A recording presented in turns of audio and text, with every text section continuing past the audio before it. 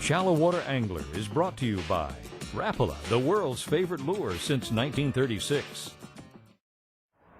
Welcome back. Kayak angling is no longer limited by the paddling distance from the launch site. Now kayakers are using motherships to open up all new waters and to go where they've never gone before. I met Captains Kirk Waltz and Mike Cogan, aka Kayak Mike, at the Mayport ramp in Jacksonville on a beautiful fall morning. The first cold front of the season had just blown through, leaving really nice weather in its wake. When I first talked to these guys about kayak fishing in their area, they started talking about extreme kayaking. After hearing about how they do things, I was ready to try it myself. So we headed upriver of the Little Jetties towards Danes Point. We've come up with a concept basically is to try to transport kayakers into remote areas that affords them an opportunity to fish in areas that they normally couldn't get to by virtue of a boat ramp or a roadway or whatever. And so basically what you do is you transport the kayaks in the bay boat to the location you want to fish, pitch them out, and it's almost like an island unto itself. It allows them to fish around the boat in areas that particularly they couldn't get to or that might be a little bit, I would call it unsafe, but in areas that aren't openly protected. And definitely try this at home yourself. But first, there are a few things you need to know. First, by law, you'll need to have a personal flotation device, a PFD, with you at all times on your kayak. 2, keep your kayak tied to the boat until you're ready to go, just so it doesn't float away without you. 3, make sure you've got a comfortable seat with good, solid back support. 4, get your paddle strapped to the kayak so you don't lose it once you're on the water. 5, and most importantly, even though they're stable, get into your kayak really carefully so you don't have to start your trip out totally soaked. We didn't want to put too much strain on these big spawners. We used heavier test line and stiffer rods to make the fights fast, so we could release those fish in good shape. Captain Kirk likes using the same blue crabs that these spawning redfish are eating, and he takes care of everything for you. Well, what we're using is a live blue crab. You know, they're coming in here to spawn, and unlike a salmon that spawns out and dies, a redfish spawns out and they get ravenously hungry. And you've got a good bunch of crabs starting to migrate in and out of the inlet right now, headed for the ocean. And there are tons of blue crab in here, and they are tuned into them big time. Mike, go ahead and move over towards Dave. Right there on that edge right there. Yes, sir. From water level in the kayak, it's hard to see where the drop-offs are and where we should be positioned, but Kirk knew what he was talking about. You are on the spot. We do a few a year, and it's just a new concept. It's something that we've talked about doing all summer long and through the season, and it gives people an opportunity from a kayak perspective to go to an area that's a little bit more remote. It doesn't allow them access. You know, and here we are pretty much further down the river, the St. Johns River, trying to catch these bull reds, and it just makes it much simpler on them if you can take the kayak to that location and then dump them in the water. Once you're hooked up, the best thing to do is turn perpendicular to the current to use the kayak drag to fight the fish.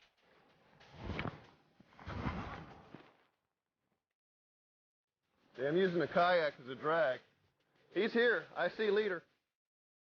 Oh, fella. Oh, fella. Good fish, Mike. He's not quite done yet. Landing big fish is always tricky from a kayak. No, it's much better to do this with a boat, particularly because you're in places that are less safe. I'm going to bring him on. Let me get the hook out. Once you pop out that hook, make sure the spawning fish is revived well before sending it back. There he goes. Now, one of the other advantages of fishing with a mothership is mothership has all my tackle, has all my bait, all my rigging. I don't have to bring all of the usual things that you do when you're kayak fishing. I've just got a kayak, a seat, paddle, and a leash. And Captain Kirk is setting me up with, you know, more bait, another rod ready to go, and it's easy. It's fun. While Captain Kirk got Mike ready for more, my rod doubled up. It's a good thing I had Mike out there to help me. I wouldn't have minded going for a swim, but I didn't want to lose that tackle. Just keep using your paddle to back up. Put your hand in the middle of the paddle. Use your elbow as torque. Come up. Reel a little more. There you go. Now lift. When we come back, see where else kayaks can venture with the help of a mothership.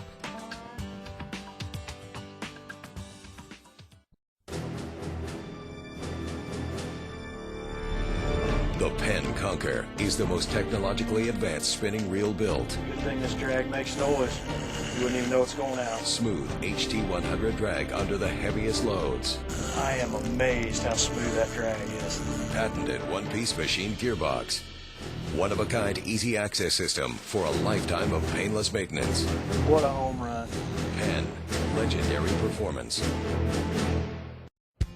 Go for the fish's tail now. Go get his tail. Bring him to you. He'll come to you. Leader him.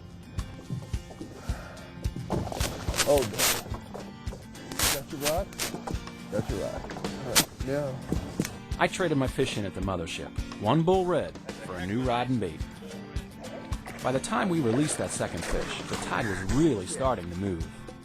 So here we are about an hour later from the first fish we caught, and the tide's ripping a lot more. You can see the tide coming off of the back of that can up there, and I'm having to spend a lot more time paddling to stay in place and stay close to the boat and keep my bait on the bottom. We're probably only going to be good here for another half hour, 45 minutes, when the flow of the river current and tide will just be too much for us to handle. And that's when it's time to move on to another spot or maybe shift gears and go catch some inshore fish. We figured it was about time to redeploy.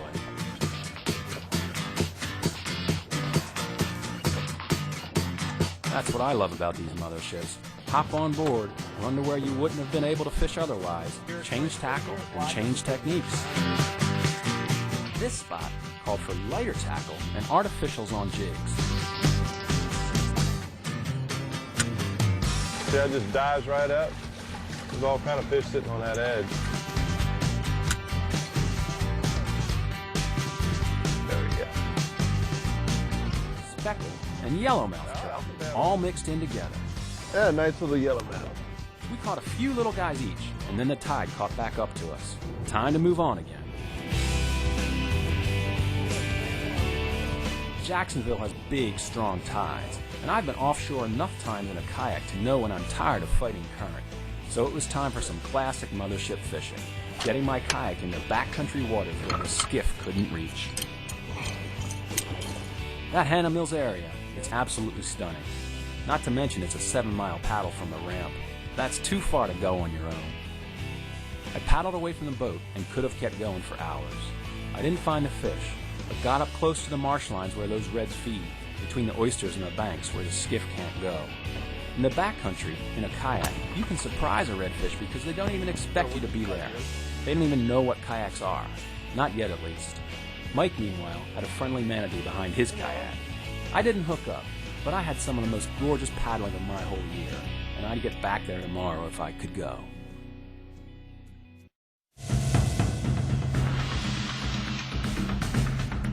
Next week on Shallow Water Angler, gold. Next week's show is all about gold. Gold spoons, gold spinners, gold lures. They all have their place in fishing world.